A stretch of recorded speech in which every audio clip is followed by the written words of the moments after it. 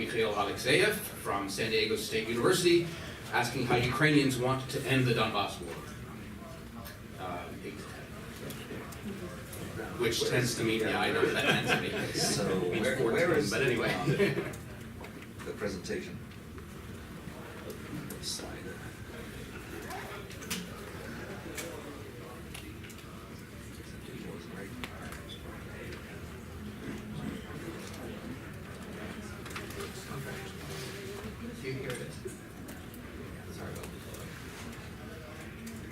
So that's not part of my time, though. No, it's not. I won't push start until you get You're ready to Charge at the ponars. All right, thanks. All right, so, and I just click on this button right below, right? Okay, so what I'm going to talk about is how the Ukrainians want to end the ongoing war in Donbas, and make no mistake about it, the war is going on. We have over 10,500 deaths in the war. It is reminiscent of a kind of World War I trench warfare situation, but in the middle of Europe we have a major mixed interstate and interstate military conflict going on. And the opinion polls most recently in Ukraine show that the war is going to be a major issue in any kind of upcoming elections, whether to parliament or presidential elections. If you look at the survey conducted by Kiev International Institute of Sociology in May 2018, when given a list of different options and asked to pick several that were most important, the absolute majority picked war in Donbas as the most serious concern that they had. And that was more than concern about personal standard of living, which hasn't been, doing very well, and also economic situation in Ukraine as a whole. If you ask respondents what is going to be the most important issue to resolve for the next president of Ukraine, ending hostilities in Ukraine's east comes up as the dominant preference among all other, including fighting corruption and industrial revival. So, sorry, corruption actually is not seen as the most important issue for Ukrainians, but the war is. And so, in the surveys that I've been conducting, there's been a consistent question that we've been asking over several years on how respondents prefer to resolve the war in Donbas. And those are the four options: military victory, blockade, autonomy, or abandonment.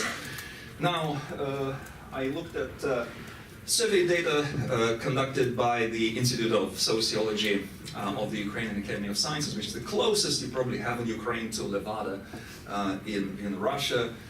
It was set up by people who directly learned from Levada, and they've been doing those things since 1992, including a lot of surveys for the European Social Survey Project.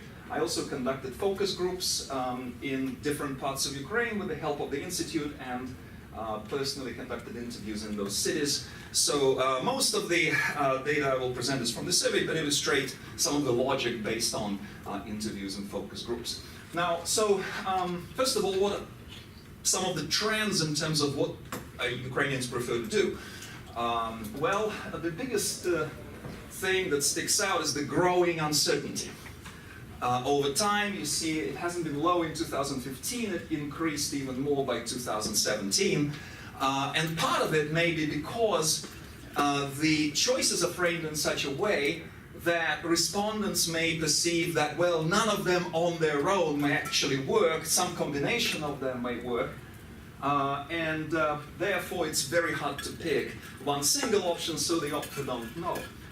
There's also kind of consistent logically with that idea that people maybe prefer some kind of mix rather than any single strategy, is the fact that the dispersal of preferences is relatively even across these options, and also regional similarities have been increasing, or regional disparities have been decreasing regarding those options. So if you look first of all at the distribution of respondents, you see that about 20% support military force, military victory, close to 30 blockade, and close to 25 autonomy, but few about the same support for abandonment as the use of military force, and those kinds of preferences stayed relatively consistent over 3 years within the margin of sampling error.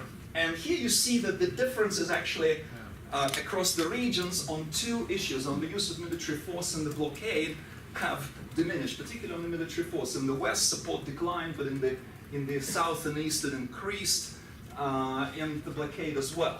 A relatively steady picture on other options. Now, the role of uncertainty may be even more highlighted with an oversample that we did on Donbas in 2017 when we interviewed additional respondents there, making the total subsample for the region 565 respondents. And so what you see is the numbers that you saw reported on the previous charts excluded the don't knows, right? So those were the distribution of respondents among those respondents who actually answered the question, who made a choice. But if you don't make a choice, then you know that in Donbas the don't knows actually exceed support for autonomy. That in Donbas the dominant choice is not autonomy for DNR and LNR territories, but don't know. I would suspect, and looking at some other analysis that I've done using multinomial logic, trying to identify where does that don't know lean to. It probably, my take on this is that because the expected answer is support for autonomy, so not opposition to autonomy would be the answer to hide and not to reveal to the interviewer. Now, there's also been a diminution. We saw the overall diminution in support for the use of military force. There's also been a decline in the personal willingness to fight.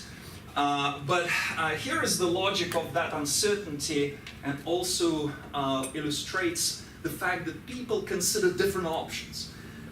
In a lot of conversations that I have, asking people, so what would you prefer to do to end the war in Donbas? You know, it's not that individuals would single-handedly jump for one or the other solution. They would start discussing, they would start thinking aloud.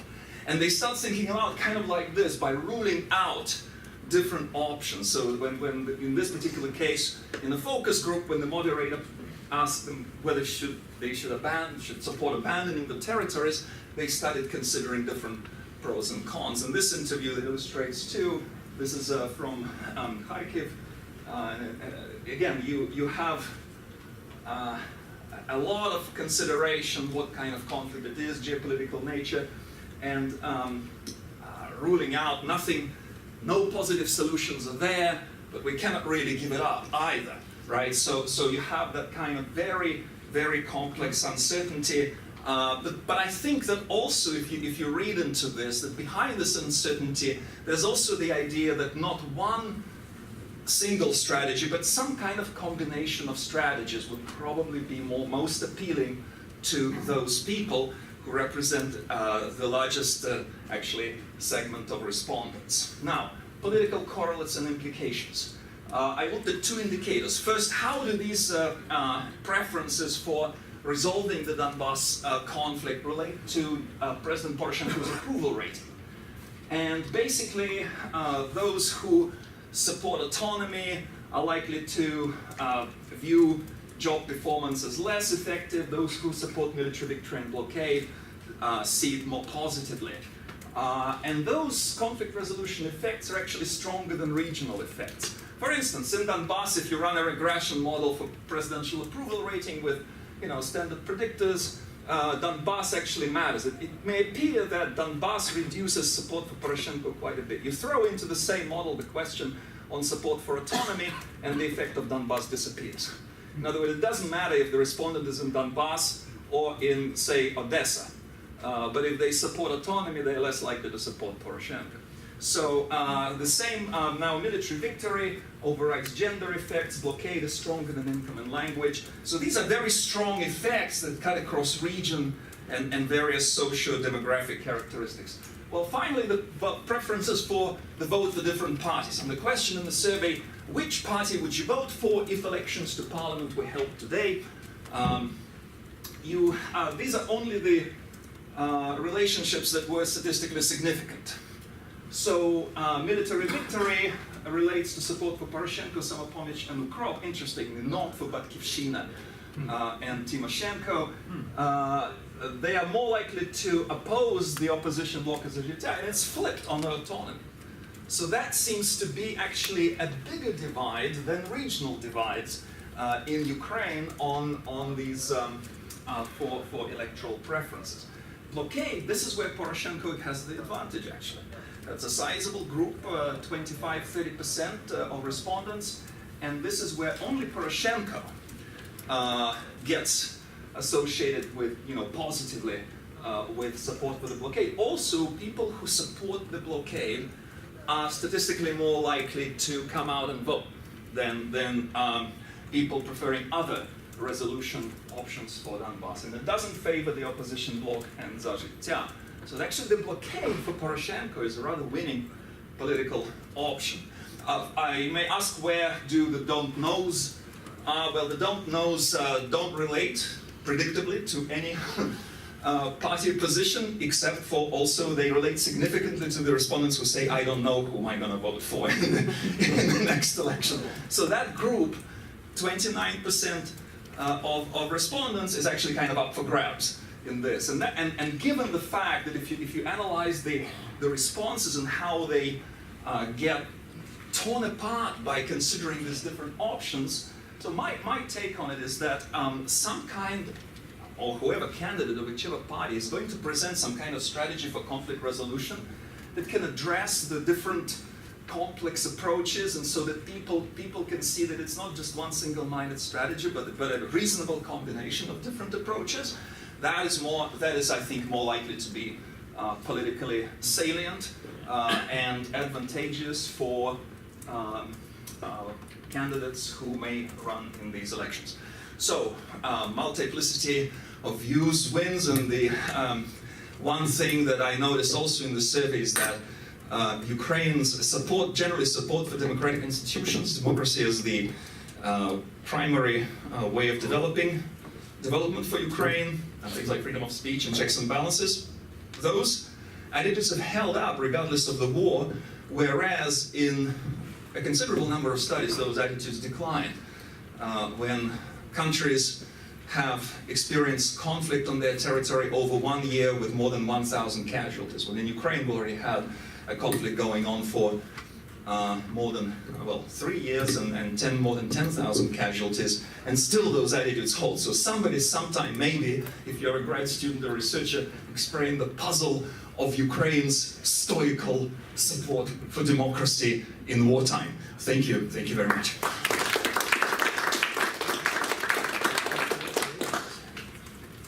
Thank you very much.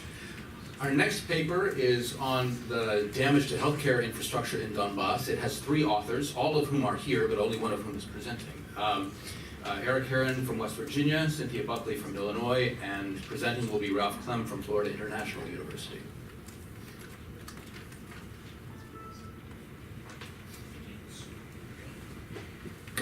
Thanks everybody for being here, past the traditional Washington, D.C. go home at 3 p.m. on Friday deadline. And thanks to the organizers of the conference. We're delighted to be here. As mentioned, both Erik and Cynthia, Cindy to many of you, are here, and I will immediately defer all questions on religion to them. This presentation is part of a longer-term, much larger research project exploring the relationship between state capacity and state legitimacy in the post-Soviet space. And to do that, we selected 3 countries for intensive analysis. First of all, we wanted a post-conflict country, and we selected Georgia for that. Secondly, we wanted a non-conflict country, and hopefully a never-conflict country. We selected Estonia for that. And thirdly, we wanted an ongoing conflict country, and guess which one we selected for that? And that's why we're here today. The symbolism of this photo, I'm sure the irony of that is not lost on you. Interestingly, just to point out, the gentleman with the MSF bib on illustrates amazingly to us how important the humanitarian effort on the ground is from various NGOs and other, particularly UN organizations, how dangerous it is, as you probably can figure out landmines and unexploded ordnance won't recognize the MSF bib. So these folks are doing amazing work in what, to echo Mikhail's point, is in fact a major ongoing armed conflict.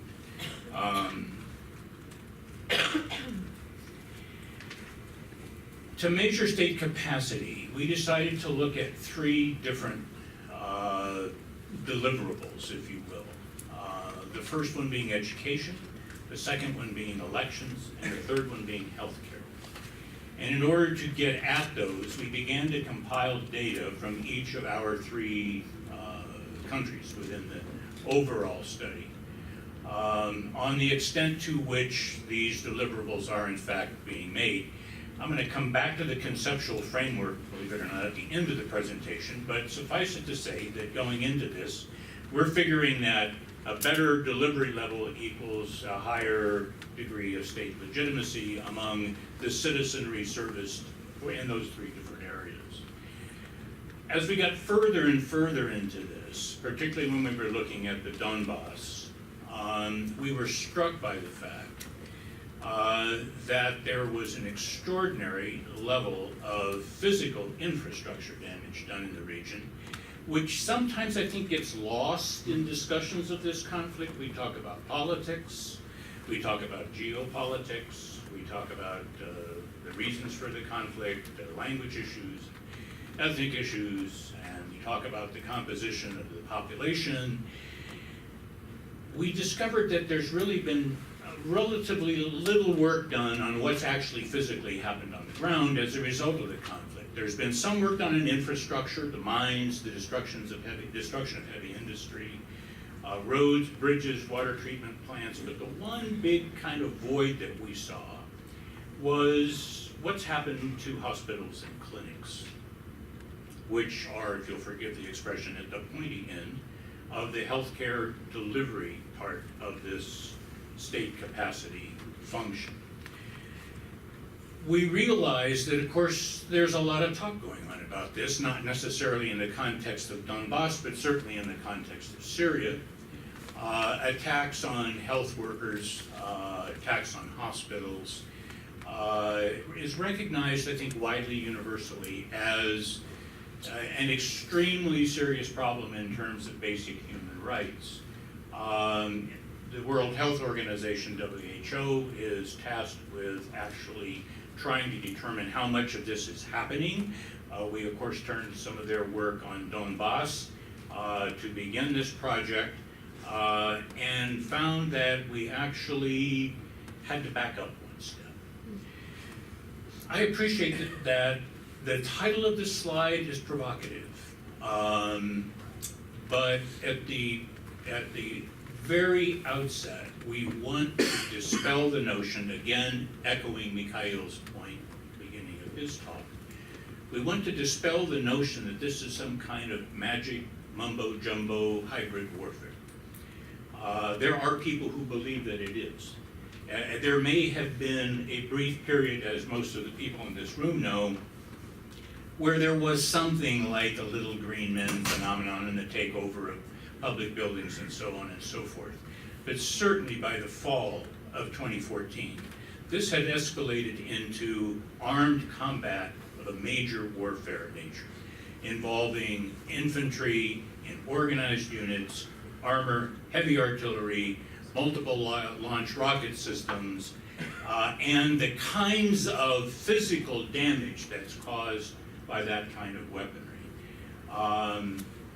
You'll recognize in the lower right-hand corner what's left of the fuselage of MH17, just as kind of a morbid note. The co-pilot's body, he sat on the right side of the fuselage, which is all that's remaining of the front part of the cockpit. He had over 120 pieces of shrapnel in his body. There wasn't enough left of the captain's body to do a decent autopsy. So we're not talking hybrid warfare here. We're talking about heavy-duty, regular, conventional, late 20th century, early 21st century warfare. Oops, sorry.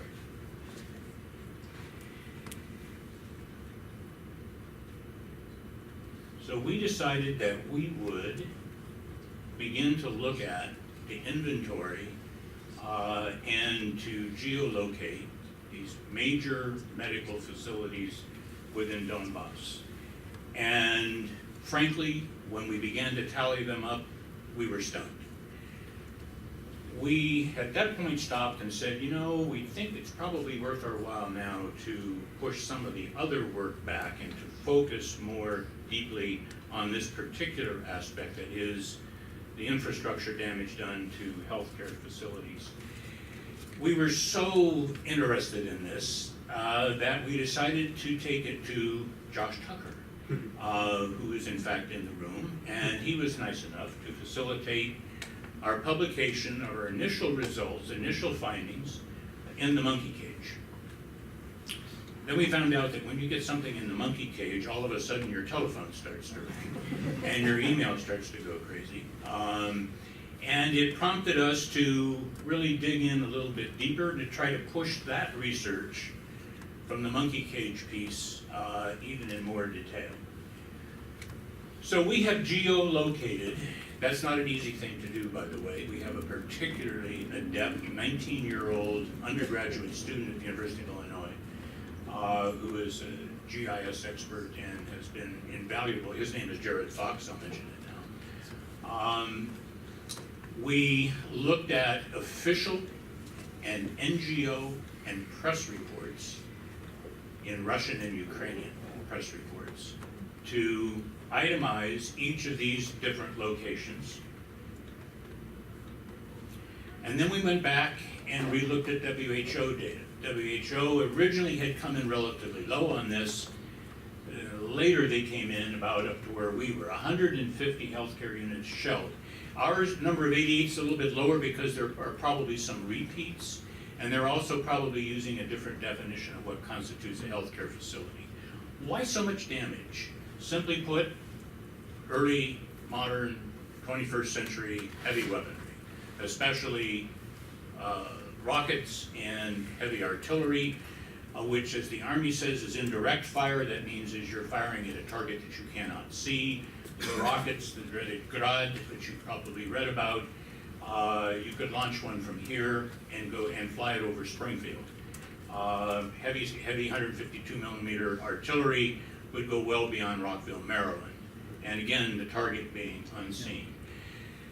Here's what the map looks. This was in the monkey cage. You can find it there. You can find it in our Ponar's memo piece. Where did the damage occur? No surprise. Along the areas, particularly along the line of contact where the fighting has been the heaviest. The area up here around Slavyansk, as you know, was originally where Gherkin was holed up, eventually was chased out by the ATO. Lots of fighting up there, lots of damage to healthcare facilities. A little later on, the Russian offensive, the Russian army offensive along the northern coast of the Sea of Azov. Again, a kind of another pocket of damage. Our intention is to look at these in more and more detail in order, if possible, to see if we can figure out some kind of attribution. This is a much larger scale map done by Jared Fox, of the kind that we're going to look at going forward now, where we can look at a timeline, dateline timeline, in an attempt, and I underscore attempt, to attribute responsibility. State capacity and legitimacy, this is the conceptual framework. I'm out of time. Coercive, obviously, is military and security. Extractive means trying to get taxes out of the population to fund the operations of government. Ukraine comes up very low on that. Bureaucratic is what we're talking about, delivery of things like healthcare systems, healthcare to the population. Yes, that is Chelsea Clinton in the photograph. They asked us to put up policy implications. I'm not going to read them. They're in the memo. Some of them are self-evident, some of them are probably not realizable, but in any event, with this kind of damage and the disruption that it's caused to the lives of people in eastern Ukraine in general, and Ukraine in fact writ large, that has to absorb IDPs and the existing healthcare system, we thought it was worthy of special note. Thank you for your attention. Look forward to questions later. Thank you very much. Another really impressive project. And our final major presenter is going to be Volodymyr Ishchenko from the Kiev Polytechnic Institute. working on nationalist radicalization in Ukraine. Thank you. This is basically an argument against two very popular narratives about postmodern Ukraine. The first one is Russian, about the fascist junta. Another one is kind of like a liberal optimist about new civic political nation emerging in Ukraine, including all Ukrainians, disregarding their language, church, religions, and so on and so forth. Despite what we actually might see in the polls about civic and national identities, more and more people are starting to identify themselves as citizens of Ukraine, and there is no comparable growth of the any ethnic categories. The results are kind of like more mixed. The actual policies by the postmodern government were actually different. They were not inclusive. They were pretty much exclusive. So what I'm particularly speaking about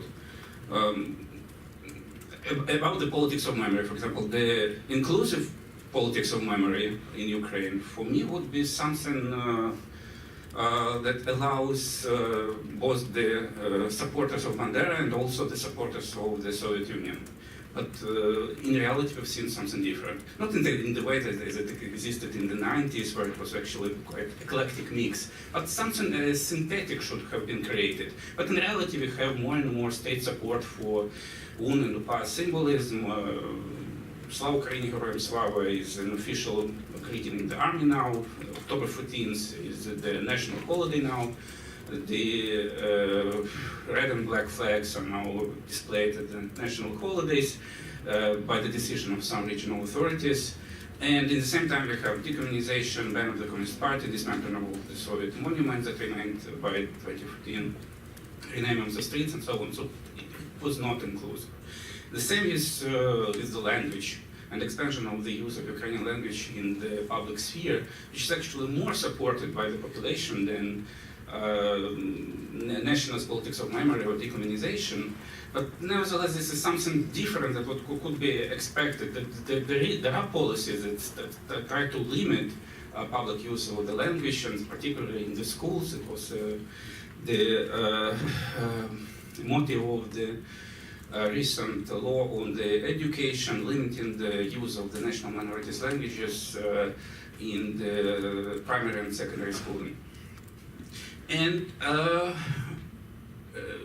there is repression of dissent of those who are dissenting with kind of like the majority narrative about 2014 events. So support for Maidan as a revolution of dignity, classifying the war as purely Russian aggression and denying the civil war component, civil conflict, whatever you call it. But this is true that not only Russians are fighting Ukrainians, but Ukrainians are also fighting Ukrainians. And here I would disagree that we have an unprecedented freedom of speech now. Unfortunately, I'm pretty worried about some comments implying that there are too much democracy in Ukraine, or at least it could be interpreted in this, or it is too surprising. No, it doesn't sound really good. And there is repression against the opposition media. The Inter, News One, and 112, that have been the target of both extra-governmental and also governmental repression. And there's a combination of pretty typical pressure that was used also by Kuchma government, by Yanukovych government against the opposition media, also owned by Ukrainian oligarchs. And in 2004, Poroshenko's Fifth Channel was the major opposition media that supported the Orange Revolution, and it was under pressure. And when then we were talking about political repression, and also understanding all the problems with Poroshenko, and it's surprising that we are not talking about political repressions now. Also understanding all the problems with Firtash, Dovotchkin, and Medvedchuk, and so on and so forth.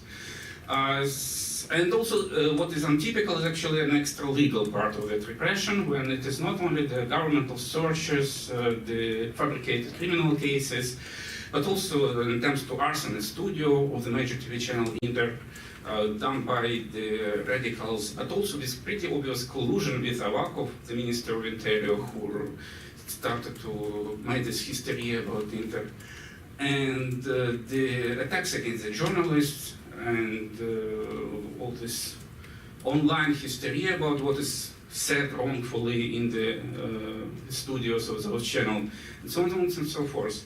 And these repressions are, indeed, they are not systematic. They did pretty much selective. And it's actually, it should be made a comparison with Russia, where there is ridiculous cases where some bloggers who are reposting some funny pictures are getting into jail. In Ukraine, they are not really getting into jail, but the guys who are posting something communist, like Lenin жив, Lenin будет жив, he's getting 2 years of probationary term. And it's still a criminal case. And even more about the people who are posting something really separatist. And there's indeed more repression against such actually irrelevant people and irrelevant violations than against those people who are indeed in power, against those owners of the TV channel.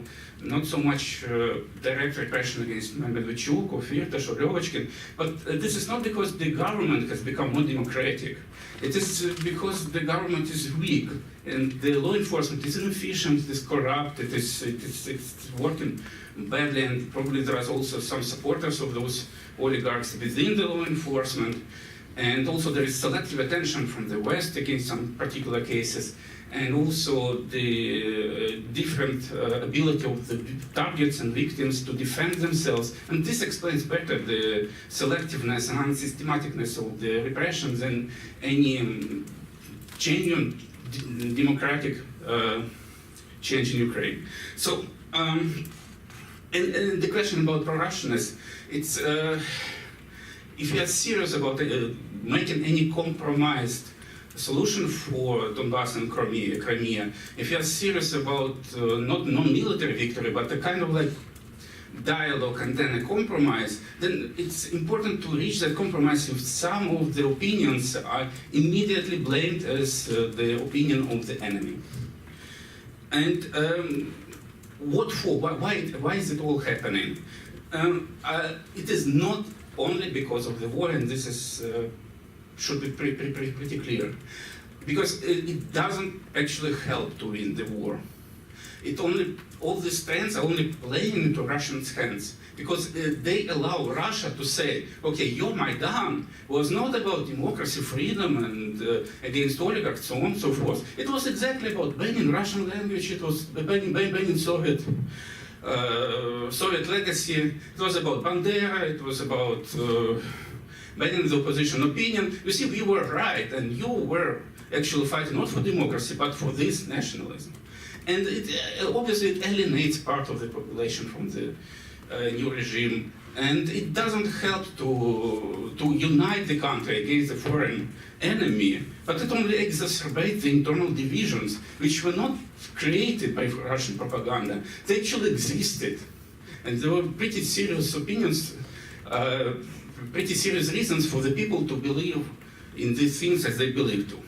And these things are also outraging strategic neighbors, like nationalist politics of memory creates a problem with Poland, language policy creates a problem with Hungary.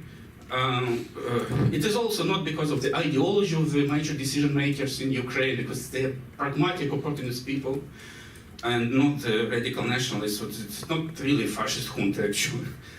And it is not a demand from the majority of the voters, because with the exception of Ukrainianization, all those policies actually do not have the majority support even in the governmental controlled areas. And I explain it as the result of the interaction between the ruling oligarchic patronal pyramids, and the nature of the political regime has not actually changed. It is still oligarchic, patronage, neo-patrimonial, whatever you call it, regime. And radical nationalists and the liberals, and who I believe are still the pretty identifiable clusters of the organized civil society in Ukraine. And from the point of the regime or ruling oligarchic pyramids, people are waiting for the change after Maidan. And they do not see so much change, except of some things like visa-free regime, or other not so many examples. And for the ruling oligarchs, it's much easier to concede on the nationalist agenda, ban communists, limit Russian language, rename the streets, and then on actual reforms that in many cases they imply the direct material impact on the interests of the oligarchs, or the liberal anti-corruption agenda. And nationalist radicalization splits the opposition between patriotic part and anti-patriotic part. Yeah, I have like 2 minutes more. and this is also an issue for competition among the competing oligarchic pyramids. So, for example, if Poroshenko would do it, Kolomoisky or Avakov would do the same things and criticizing Poroshenko. And also it's important that the regime of the Maidan didn't become more democratic, it became weaker in comparison to the foreign powers, and Ukraine became more dependent on the Western states than it was actually dependent on Russia before. And against the internal contenders who are challenging the monopoly of violence in Ukraine, primarily the nationalist paramilitaries and armed battalions and regiments with political loyalties to specific radical ideologies, like Azov, for example. And there is also the problem with Ukrainian civil society, where the liberals, yes, they do exist, but they're quite weakly organized. Their leverage is indirect via the West. In comparison, the nationalists, they have direct leverage on the government because they control armed units, because they control paramilitaries, because they actually have a strong mobilization potential. And there's been a lot of discussion that look, Ukrainian radical nationalist parties are actually pretty unpopular electorally, but they are unpopular in competition with much stronger oligarchic parties, which control the media, the major TV channels, which have money. And for the nationalists, it's the same problems with ideological politics in Ukraine. And within that weak ideological politics, the nationalists are actually doing better than all other ideological tendencies. There's also a problem with the actual existence of liberal ideological tradition, where for the nationalists it exists, we can refer to them so, but what actually liberals are suggesting about civic national identity in Ukraine. And this is some data, or Protestant data, showing the activity of the major political parties, major NGO coalitions. And in 2016, the most recent data we have, the right sector, Azov, Svoboda, were actually the most protestful, the most active in protest events groups, more active than the major political parties, Tymoshenko, Samopomich, Poroshenko bloc, more active than any coalition of NGOs, post-Maidan initiatives like SOS, Auto-Maidan, self-defense. This is an illustration for the different mobilization potential. The nationalists can bring more genuine, committed people to the streets than any other ideological segment. And yeah, I've completely overrun my time, so just very shortly, this is not only because of the war. And I think a very fruitful comparison could be made with Moldova and Georgia that did not move the same way of the nationalist radicalization, although they had pretty similar conflict with Russia and internal separatists. This is an internal vicious circle dynamics where the interests of the oligarchs are colluding with the interests and potential of the radical nationalists. And the problem is that during elections, all those trends will be only escalating and accelerating. Thank you. All right. Thank you very much. All right, we have 3 really interesting memos. We have a discussant in Jeffrey Mankoff from the Center for Strategic and International Studies, who has the floor now, and then we will turn to questions and answers. Okay, thank you very much, and thanks to our presenters, and of course thanks to all of you for sticking it out on a great Friday afternoon. We have 3 interesting presentations here that covered quite different territory, not physically, of course, but intellectually and in terms of policies. I think if there's I think if there are two broad themes that tie these presentations together, they would be one, the importance of keeping in mind that the conflict in Ukraine is still ongoing, and that does have implications when we think about developments within Ukraine and also about the formulation of policy vis-a-vis Ukraine here in Washington. The second, though, is that there's another conflict that is also still ongoing, and that's the conflict to build Ukraine as a nation and as a state. And I think as we've seen from these presentations, along different metrics, that conflict is going better or worse. And I want to maybe tease out some of the broader implications of that development. So starting with Mikhail Alexseev, one of the interesting takeaways from Mikhail's presentation is that there seems to be growing convergence among different regions of Ukraine around preferred outcomes, or at least acceptable outcomes to the conflict, which seems to indicate that there's growing convergence of ideas, of perspectives, a kind of political coming together. I'd be interested in hearing more. I know Mikhail mentioned this, but didn't really have a chance to have it in the presentation, about the regional variations, about how people, not only in different regions of the country, but within, say, Russian-speaking versus Ukrainian-speaking, or based on religious affiliation, or whatever kind of identity marker you want to choose, break down along their support for these different policy outcomes. But nevertheless, I think the fact that you have growing convergence around these potential policy outcomes suggests that there is a sense of all being in this together. And of course, I'm assuming we're not talking to people who are in the occupied territories, and it would be, of course, quite interesting to see what they would have to say, but for obvious methodological reasons, that's probably not going to be possible.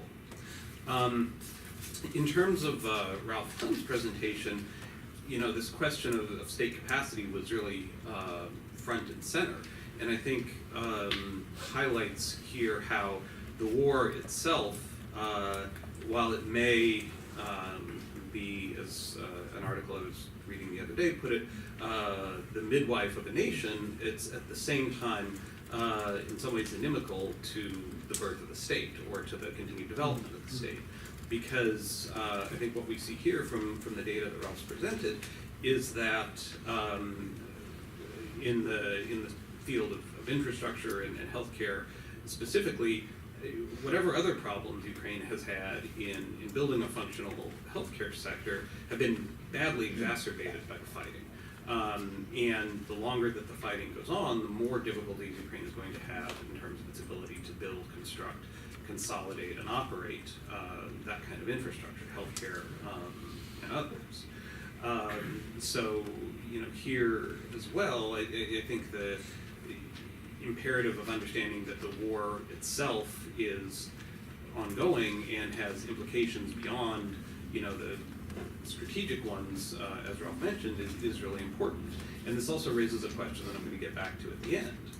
And finally, with Volodymyr's presentation on radicalization, we didn't have the regional breakdown here, but I think the point that you made, that this kind of radicalization or the invocation of radical themes is not being sort of centrally directed, but rather is the response of let's call them political entrepreneurs in different circumstances, speaks to a sense in which, well, maybe the nation and the state remain somewhat unconsolidated. This repression of dissent, as you put it, or the politics around memory and language, is very much around a contestation of what it means to be Ukrainian. And the extent to which there are regional variations around this, again, or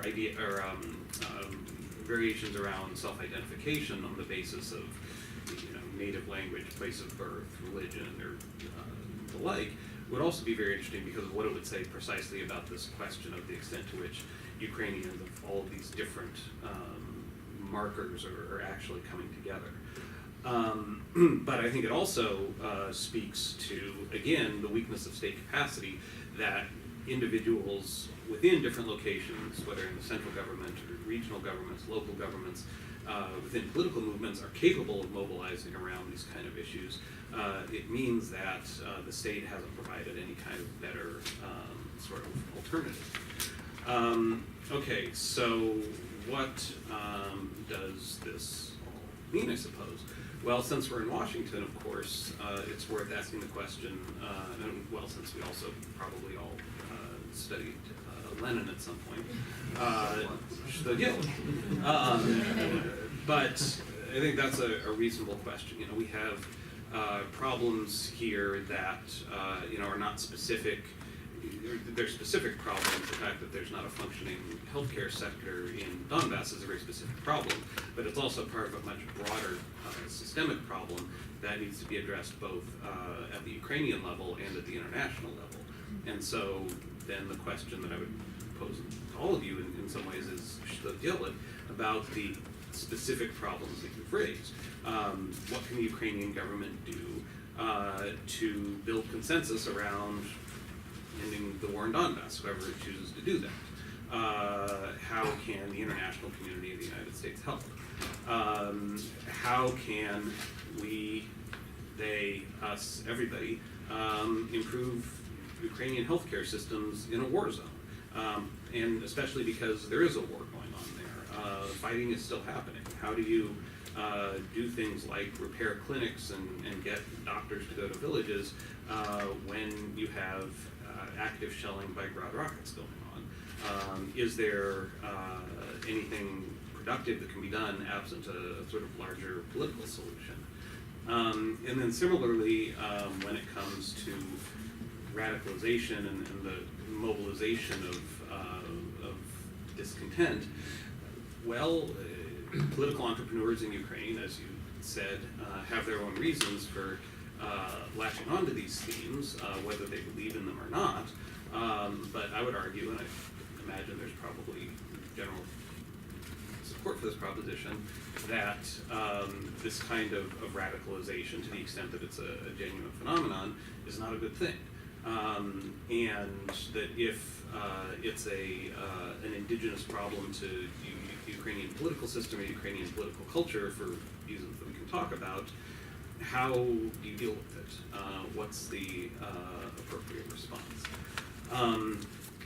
And then, again, I think this question of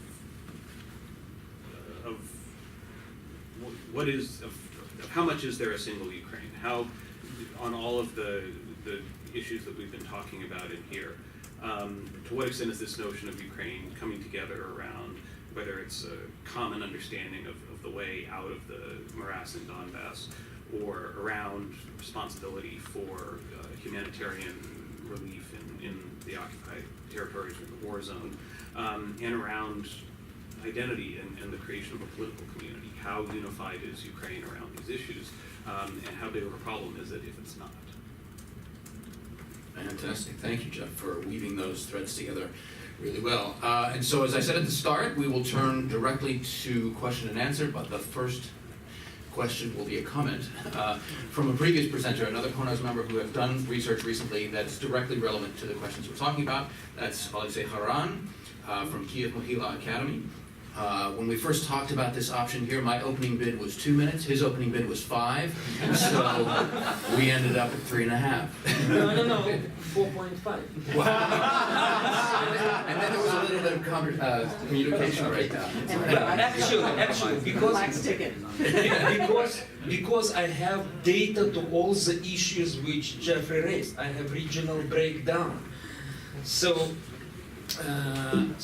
first of all, look, we put the question, whom do you consider first and foremost?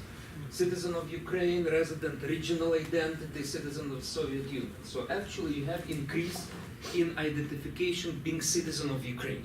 So when we are talking naturally about this nationalist trend, the question, what do you mean by nationalist? You are quite right, this is reaction to war. But people do not choose to be, I am ethnic Ukrainian, I am citizen of Ukraine. Unfortunately, this next slide is in Ukrainian, but most of you would understand. So you have this trend in all the regions of Ukraine, even in the Donbas. For the first time since 2014, we have number of citizens of Ukraine is more than so-called regional or local identity. Next, to what extent you are proud or not proud being a citizen of Ukraine? Harsh economic situation, situation of war, and still the number of those who are proud to be Ukrainian increased. Then, regional dimension, again, even in Donbas, I mean Ukrainian-controlled Donbas, well, technically there is a differentiation, but still, number of those who more proud to be Ukrainian is more than those who. This is interesting for me. Maybe even it's too optimistic. Maybe, okay? But the trend is clear. And by the way, personally, I don't understand what is wrong with decommunization. I think all the Central Eastern European countries, they went through this process, and the decommunization actually had to be done long before 2014. But since 2014, within Maidan, Yanukovych, and Russian aggression, decommunization became quite natural process. Question regarding compromises. As I've shown to you, most Ukrainians reject the compromises which are written in Minsk agreement. So, question, is there a place for compromise? The answer is yes, because most people, including in Donbas, they support international peacekeepers, and they believe there should be a transitional administration. Then let me give you, for example, this is very amnesty. Amnesty. In Minsk agreements, it's necessary to give full amnesty. Most Ukrainians are talking about, including Donbas, they're talking only about those who didn't commit serious crimes. Okay, it's not full amnesty, and most Ukrainians actually believe in order this process to be just and fair, you need to involve whom? Judges from abroad. Still, a lot have doubts that this process would be run correctly. But, okay, so people are ready for amnesty, but not full amnesty, so you need to have this process and to have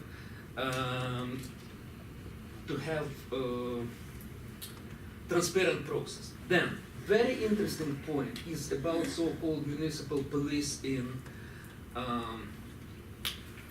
the occupied territories. Because again, according to political part of Minsk agreements, they should be appointed by local in the occupied areas. And again, Ukrainians do not support this option, and at the same time, they support middle option, which means, okay, rank and file staff maybe from locals, but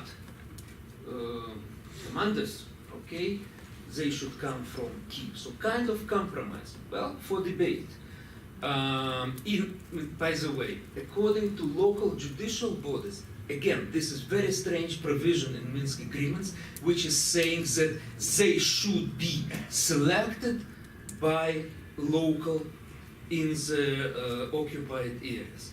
Here, Ukrainians, including in the Donbas, they don't prefer this option. So I have some other things about illustration and all these things, but generally speaking, to sum it up, we may say that Ukrainians are not in favor of political provisions of Minsk agreements, which are not favorable for Ukraine, frankly speaking, but they are ready to search for compromise. And my very, very last point is, because I think it's very important, it's used widely, not only in Volodymyr Ishchenko presentation. I respect his point of view. Ukraine is a pluralistic society, so it's a difference of opinions even here.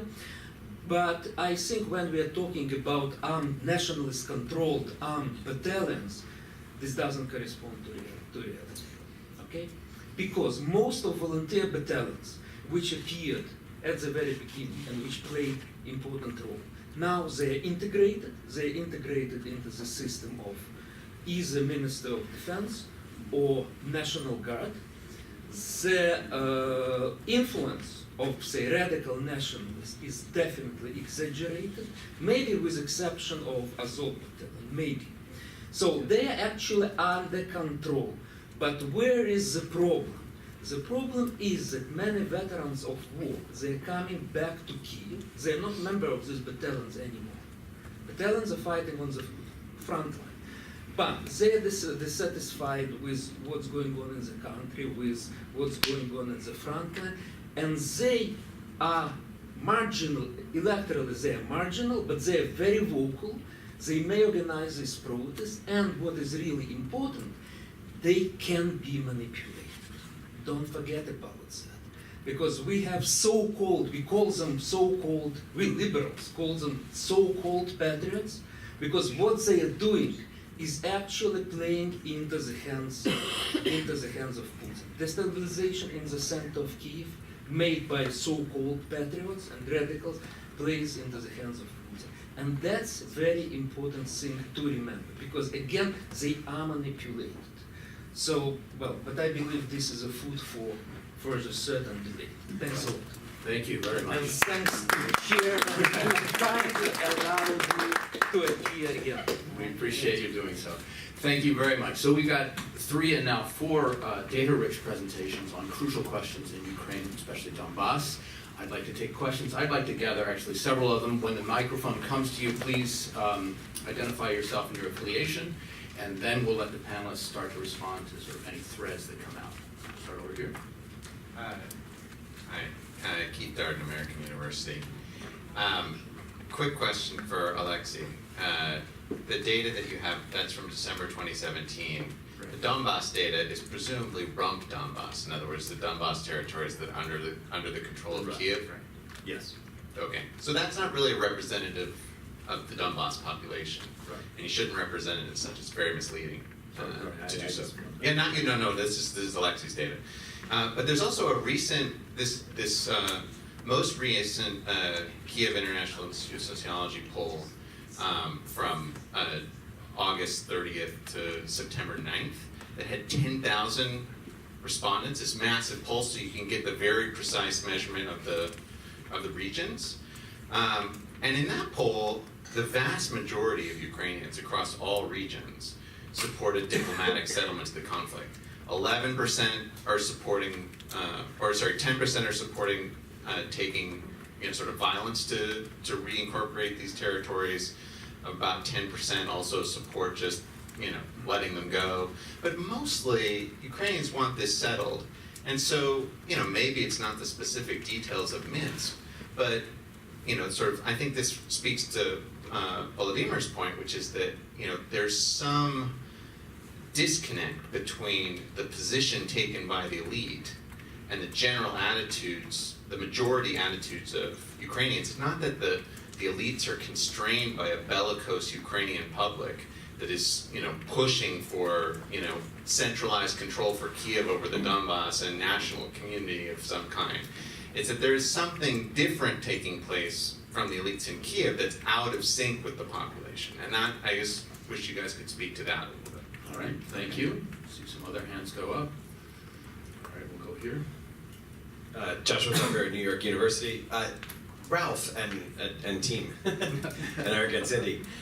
So I'd like to know more about what's going on here. And you're right, this is very new. And so I guess I have like 2 or 3 kind of questions, and you may not have the answers to any of them. But the first one is there something about this conflict that actually is, first of all, the hospitals, do we think these hospitals are being deliberately targeted as hospitals? Or is this just collateral damage? Because I can imagine that the state of the world is people are lobbing a lot of missiles and a lot of mortar fire in the general area of the front lines. There are a lot of hospitals there, they get hit. Is there any way to sort of almost from a statistical standpoint, see whether these hits on hospitals are overrepresented. We thought these were just being launched randomly based on how big hospitals have big footprints and stuff like that. So that's the first question I have. Like, do you have any evidence that they're being deliberately targeted? I guess the second question is there any way to do this if you're never going to get the answer to that because you can't interview the commanders? Is there any way to do this statistically to sort of, are they over-representative in how often they're being hit? And then the third question is there anything distinctive about the Ukraine conflict that's leading to the hitting of hospitals? And you did mention something about, in the very end, your recommendation said something about housing people in hospitals. I would, is there something peculiar about in Ukraine that's different from, in other places? We've seen devastating pictures in Syria and stuff like that. Is there something about sort of modern warfare?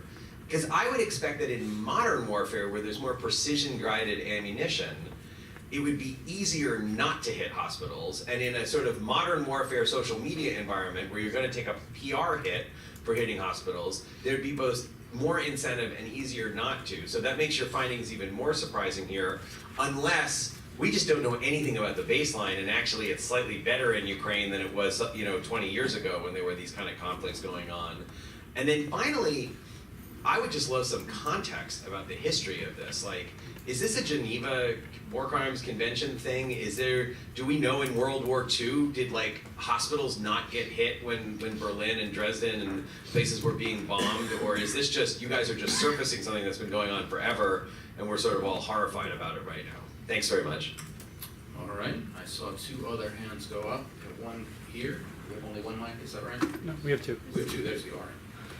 Hi, thanks everyone. Jordan Gansmush from Northwestern University. I had a question for anyone of you who wants to answer this.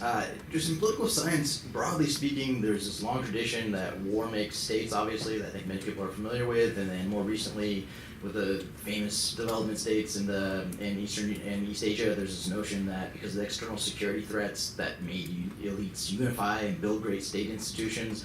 And when I look at Ukraine, I see a lot of the same things in theory that are in the literature. Like there's what to me seems like an existential threat. There's not natural resources to rely on. So you'd think there'd be something pushing for cohesiveness of elites and maybe really good institutions emerging. And I just don't really see that. So I'm just curious if people have insights into either if that is happening and I'm just not seeing it, or if it's not happening, what explains this? Of course, the other option in the historical literature is states just disappear. So, I mean, there is that issue too, but. Right, or it takes a really long time. Or it takes a really long time. And so there was one more question in the back. Thanks. Question for Volodymyr about the remaining nationalist battalions and/or other armed groups. The extent to which, as you see it, they're currently essentially controlled by their elite patrons, the extent to which they operate independently, and how much of that is subject to negotiation going forward, or are they fully under the thumb of their patrons within the government? And then just a point of information on the elements of the political elements of Minsk that Alexseev mentioned. They're not only in Minsk, they're also in the Ukrainian law on special status, which is was passed in September 2014 and is still But it on the didn't books. came into force I know, but because there are conditions, Russian withdrawal and free and fair elections. So, The stipulations themselves were in the law originally. correct, but it's not in force. All right. Thank you. So we have lots of questions from the floor. We have questions from the discussant. We will now go back through the presenters in order. We'll have enough time for another round of questions if we want. If you don't hear your own particular question answered exactly as you wanted, we will hang around until they kick us out of the building. All right. All right. Okay, I'll kind of address Jeffrey's question first on regional and other differences that may influence those preferences for different types of. I actually had the analysis. Yeah, you did. It wasn't there, but I did run some multinomial logic and binary logic to tease out a few of those things, just to see like how, for example, people who support the military option differ from everybody else, versus how who prefers different any one of the four options. And actually, on the difference between the military victory and everything else, well, maybe we can get back to the previous panel, because if somebody said they are the Kiev Patriarch, the follower church, they were consistently more likely to support all this, but also be don't knows. And they were consistently more likely to support military victory. However, maybe if you look across all of them, actually the strongest indicator was what I call geo-emotional. It wasn't, say, religious or language. Language played almost no role. Language difference, by the way, practically no role.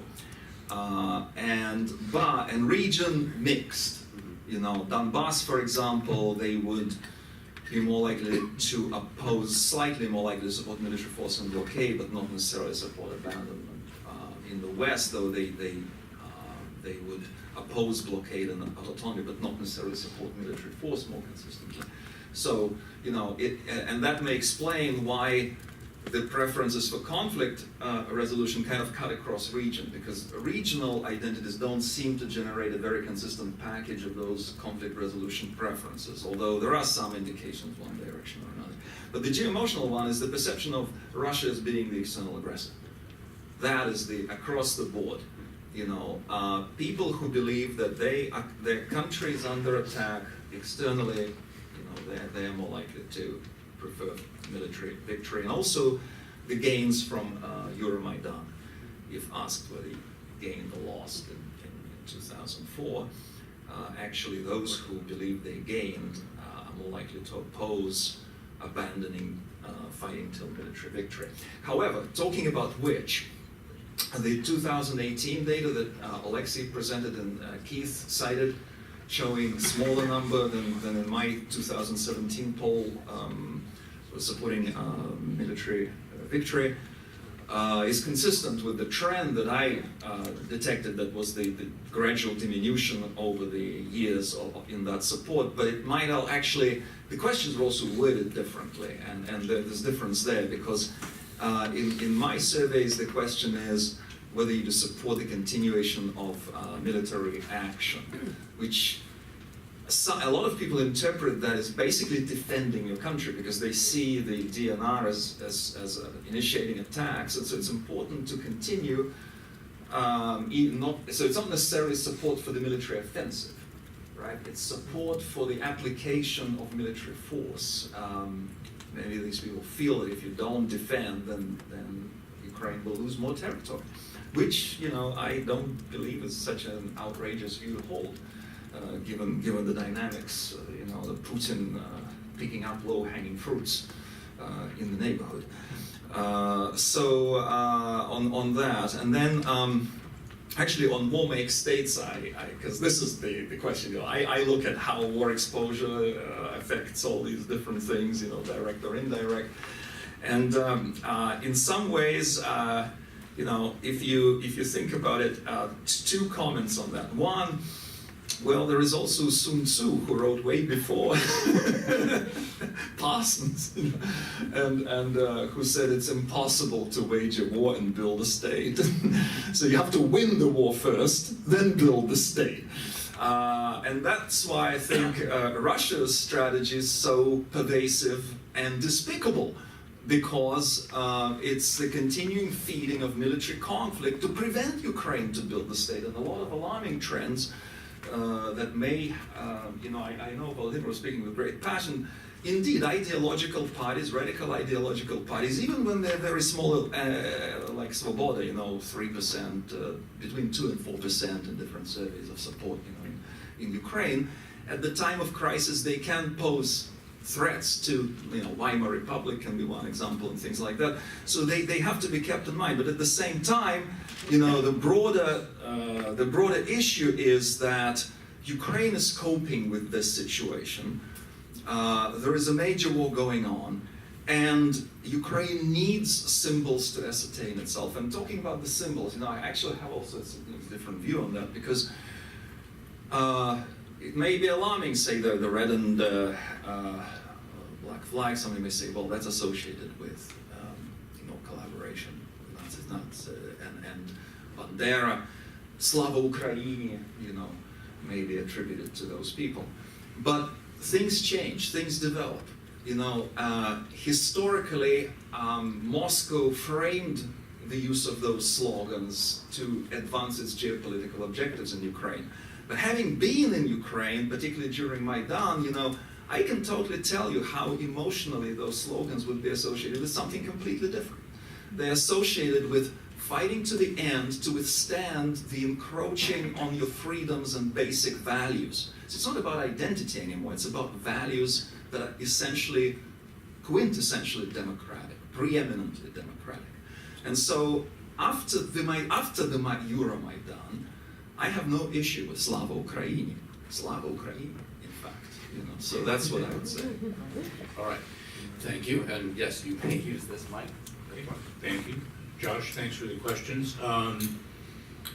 This is an early 21st century war being fought with mid-20th century weaponry and tactics.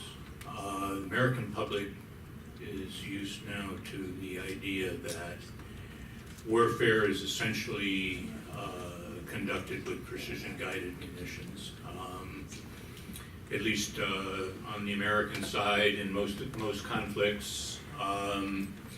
In this particular war, that's absolutely and totally absent. We don't know of a single incident involving any type of a precision-guided munition in this particular conflict.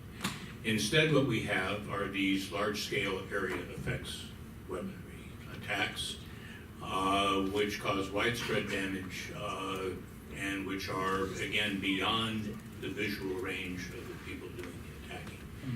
There's some evidence recently that the Russians have deployed some drone reconnaissance to help pinpoint targets. There's some counter-battery radars now in use by both sides for a bit more accuracy, but this is not the U.S. standard television warfare that you're used to, and consequently the effects are more like mid-20th century.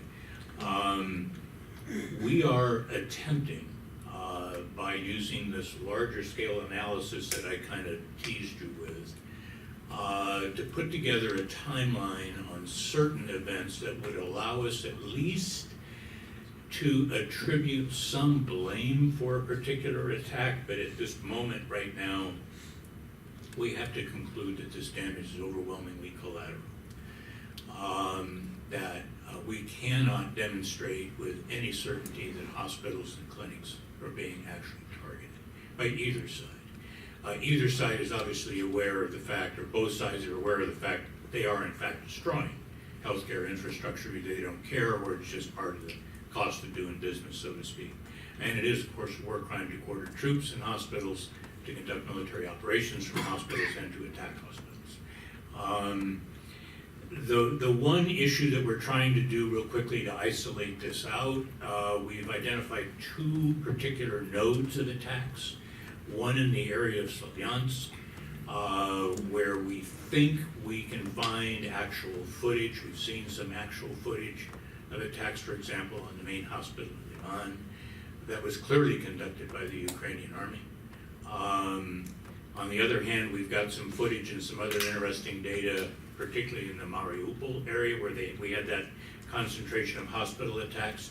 The only possible source of those attacks is the Russian side, the Russian army probably, in fact, which doesn't speak well for the Russian army, by the way, in terms of the accuracy of their weaponry. So we hope to be able to get at more blame attribution by getting down to a larger and larger and larger geographical scale in a very tight timeline, but it is a daunting thing to do. And if I could just jump in. Get a mic. I'll grab this one.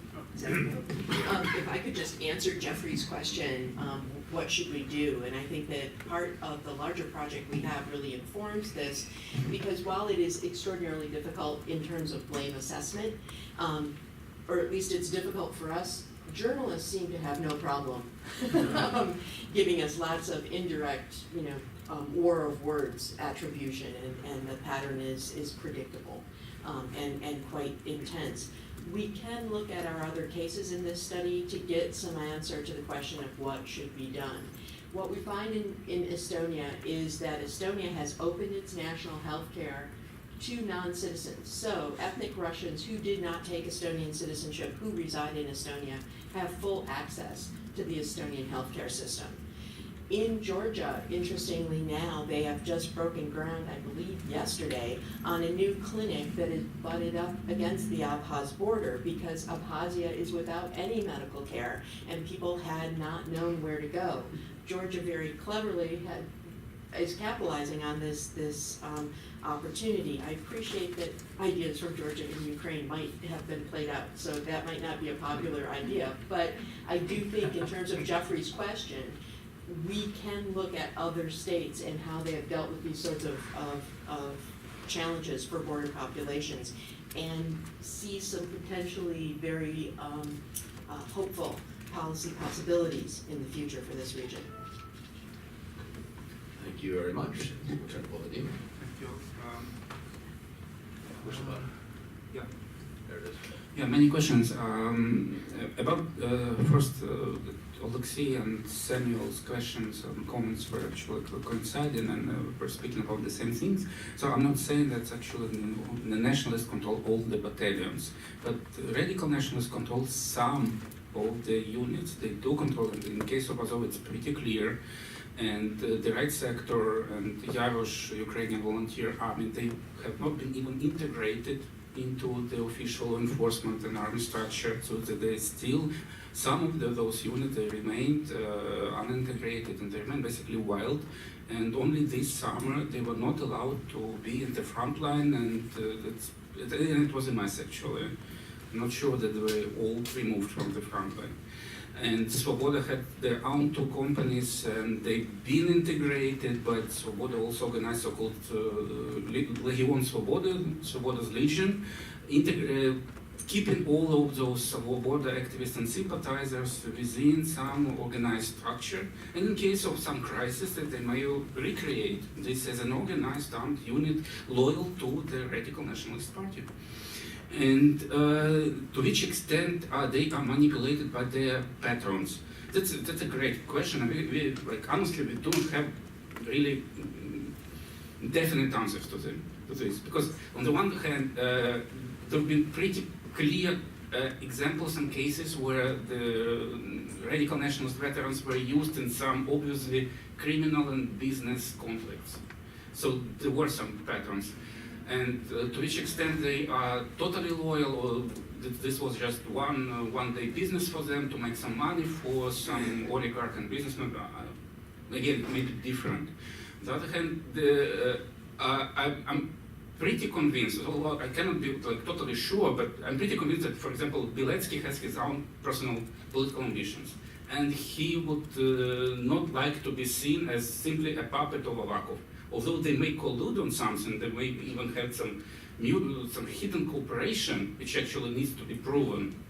But this guy is clearly heading for something more than to be seen as a puppet of an oligarch.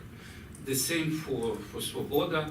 And an important issue that these are indeed ideological organizations. And if, for example, the leaders would try to make something not really something really opportunist and going against the ideology, that would be a conflict within the organizations. There would be genuine people that would say, no, what you, Oleg Ternebok, or you, Andrei Biletsky, are doing is something against Ukraine's interests. It's something against the nationalist ideas we understand. And to the extent that we actually have seen not so much of this kind of conflicts, this is an evidence of some autonomous, independent line of those organizations which cannot be reduced to their possible patterns.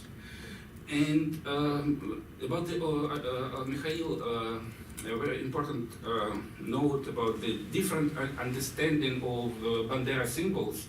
Now that people who are saying Slava Ukraine, Herron, Slava in Ukraine, they obviously they do not mean that we want to kill Poles and Jews. No, but they're not. This is not because there was some serious reflection and dialogue and criticism of what OUN and UPA were doing in the 1940s. This is because of the people's ignorance, and some people are basically justifying tolerating this. there have been some discussions in the intellectual circles, in the historical circles, but this is not really something this is not so much discussed in the school books, for example. Almost nothing is discussed about the Holocaust and participation in Ukrainian nationalists there. Something is mentioned about Volodymyr massacre, but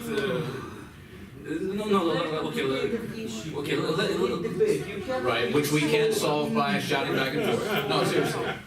No, this is a problem. And then going back to your question about what is wrong with decommunization, and it is wrong to just basically deny Soviet achievements. It is wrong to deny progressive elements of the Soviet rule.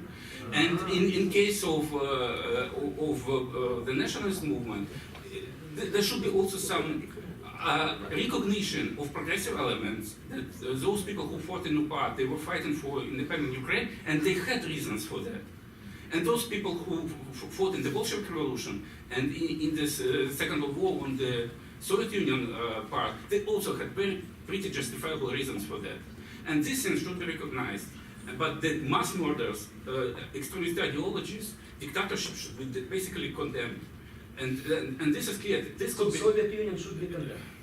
Okay. this could be the basis for a more really inclusive politics of memory and politics and history. And about just the last comment about что делать. Between now and 6:30, we're No, seriously, there is a lot to be done. First of all, the problem with radical nationalism in Ukraine should be recognized and should be normal to discuss it, and not to be confronted immediately as if you're a traitor, you're a useful idiot, and so on and so forth. And regiments like Azov, they should be disbanded. It's the extraordinary for contemporary Ukraine. No, in contemporary Europe, in no other European country, there exists an armed regiment, a political party affiliated with the regiment, and also a paramilitary structure. And this is alarming, this is dangerous.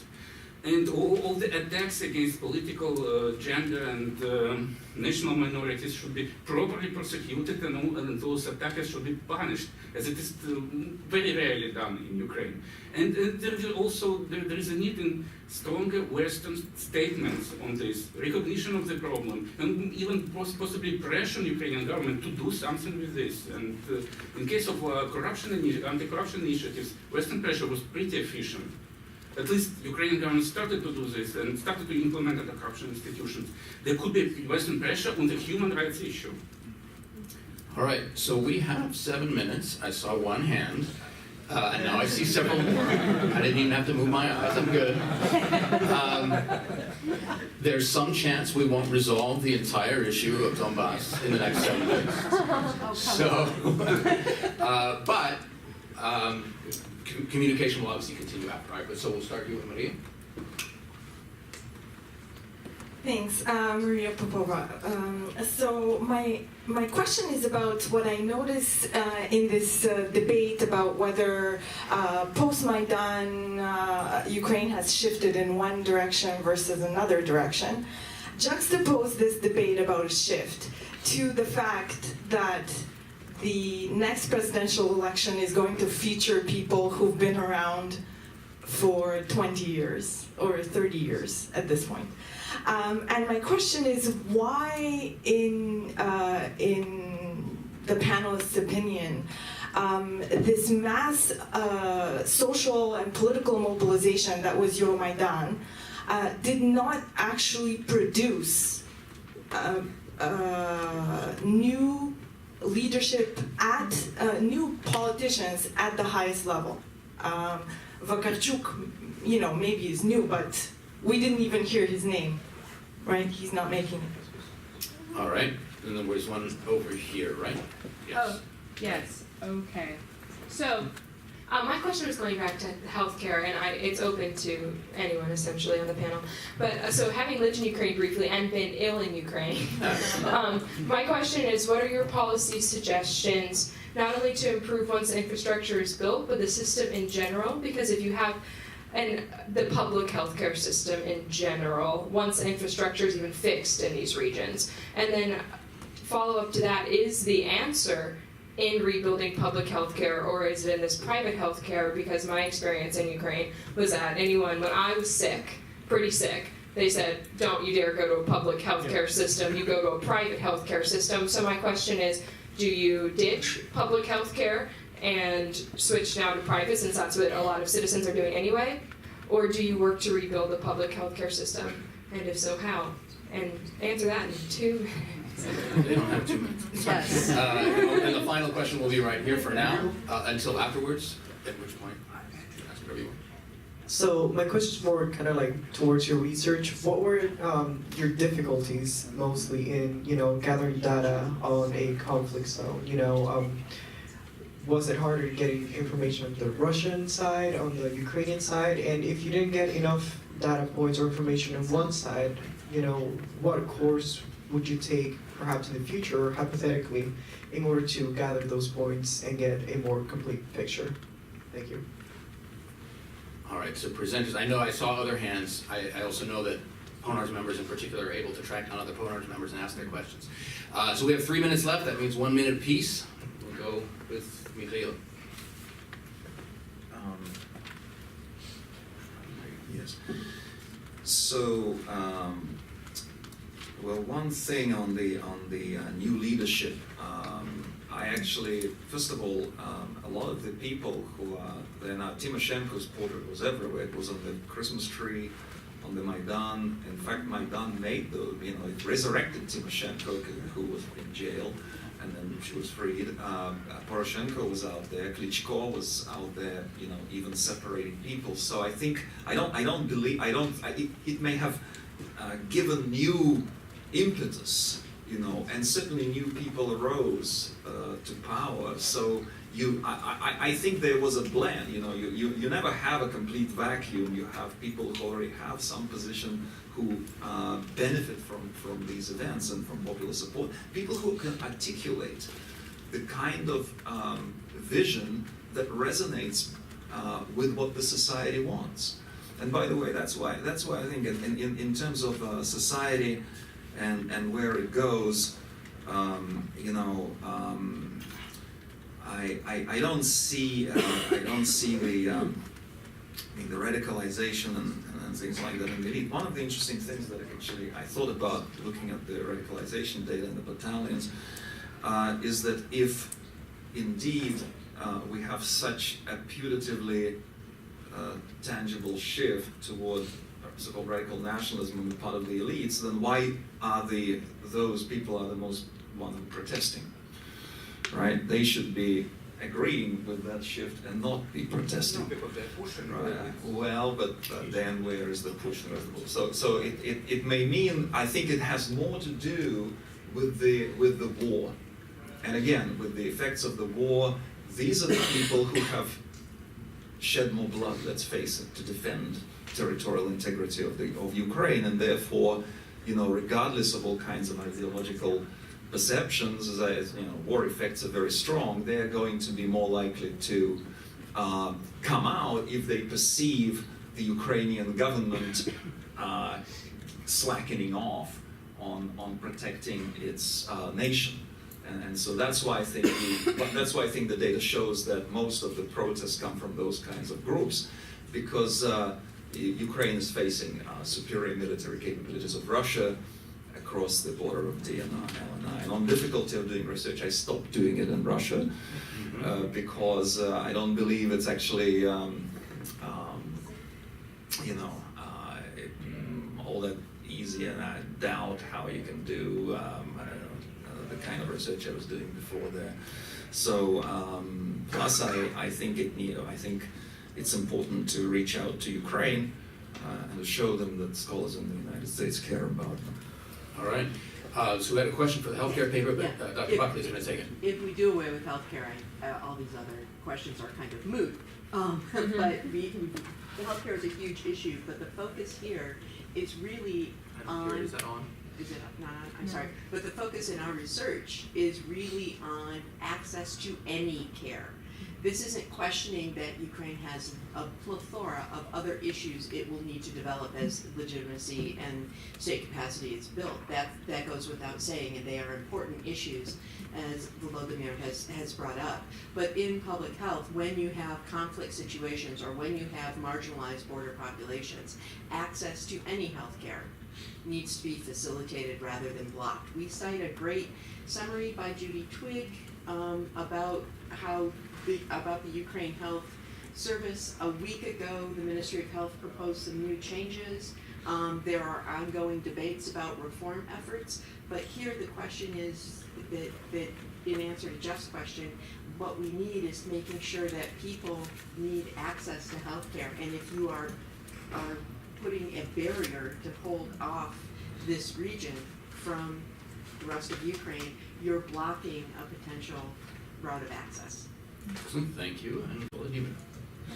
About the Maria Popova's point, why after Maidan we didn't see the new faces in the elite, why didn't we produce it? It's a great question. I think it moves us to question what was Maidan and how indeed that self-organized grassroots initiatives, which were definitely present there and they were massive there, but they lacked something to move at the political level, and the political opportunities were actually used by the old faces, by the oligarchic opposition parties, by the radical nationalists, who actually produced some new faces like Andrei Beletsky. And on the level of Beletsky, but not on the level of Poroshenko or Tymoshenko or something like this. And this is a problem, and we need to research Maidan more and be probably more critical towards it. All right. Thank you very much. Before your thunderous applause, I want to say thank you to all of you for staying through the day, for asking important questions. I also want to thank Ponars, Iris, and especially Carnegie for making a discussion like this and an institution like this possible. Policy questions don't get resolved if we don't even know what the heck's going on, which falls right out of this last set of questions. Bringing academics who are trying to find out what reality is to talk to policymakers who are trying to figure out what to do with reality is incredibly important, and I'm grateful for the opportunity to be part of it. Now your thunderous applause.